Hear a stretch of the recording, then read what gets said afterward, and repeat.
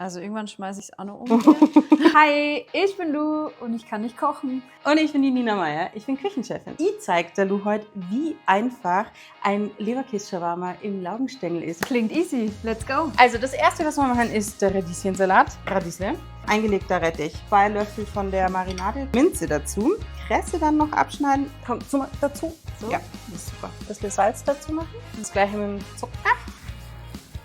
1/3 vom Shawarma-Hascher. Das Voll Salat. gut, sind ja fast fertig. Quasi. Jetzt brauchen wir die Soße, eine Salz-Zitrone, Joghurt dazu, ein bisschen Senf, Mandelmus, noch Knoblauch, nochmal Salz, dann noch ein bisschen Zucker. Boah, lecker. Ja, wirklich Oh, das gut. ist ja mega gut. Leberkäse. Hier muss man wieder aufpassen auf die Finger. Ja, genau, dass wir nur einen Leberkäse haben und keine Lu-Pfötchen dazwischen. Ich würde aber reinpassen, optisch. Jetzt brauchen wir eine Pfanne, dann brauchen wir ein bisschen Öl. Das riecht schon gut. Ja, das riecht so lecker. Boah, jetzt habe ich Hunger. Jetzt hast du alles fertig für dein Shawarma. Du brauchst bloß noch deine Laugenstangen. Die fülle ich jetzt. Die füllst du jetzt. Gurden? Ein Gurden.